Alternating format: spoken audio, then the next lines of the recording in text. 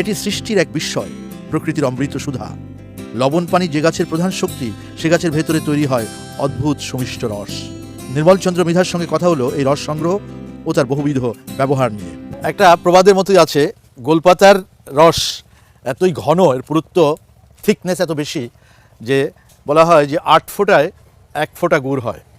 একটা পরিপক্ক গাছে ফুল থেকে ফল আসে, ফলটা আগে একটু দেখালাম, এবং এই ফলটাতে এগুলো হচ্ছে বিচি, তাই না? এই বিচি থেকেই আবার গাছ রোপণ করলে গাছ তৈরি হয়। এর মধ্যেও রয়েছে সুস্বাদু শ্বাস, এবং সেটা খাওয়া যায়। বাহ,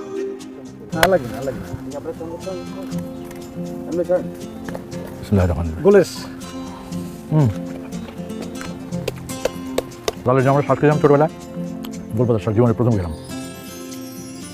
তার মানে গোলপাতার রস থেকেই কিন্তু মৌমাছি এখানে মধুটা বানাচ্ছে না? আল্লাহর সৃষ্টি কত কিছু দেখেন, এক একটা কোনো কিছুই আল্লাহ মানুষের ফেলনার জন্য না, প্রত্যেকটা জিনিস মানুষের জীবনে ব্যবহার হয়। এই গোলপাতার রসের থেকে আবার মৌমাছি নিয়ে মধু তৈরি করছে।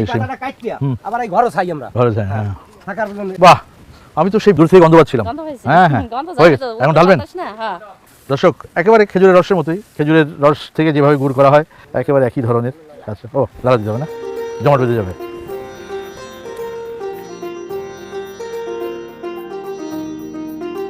ঢালা হচ্ছে এখন।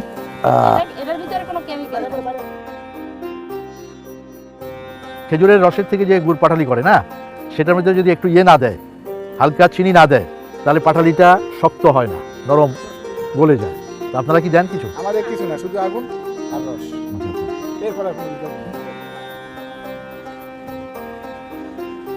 ঝোলা গুড়ের জন্য রস নামানোর পর বিশেষ কৌশলে গুড় কাপড়ে ছেঁকে নেওয়া হয়।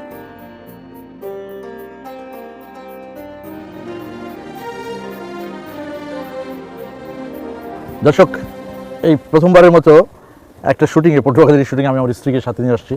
শাহানা বসে আছেন, আর পাশে বসে আছেন খালেদা, হচ্ছে আমার সহকর্মী আদিত্য শাহিনের স্ত্রী। ওরা নিজেরাও বোধহয় জানে না কীভাবে গুড় বানাতে হয়, আমি জানি।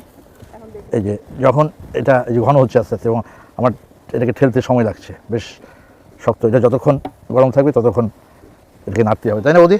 এবং নাড়তে নাড়তে নাড়তে হয়ে যাবে।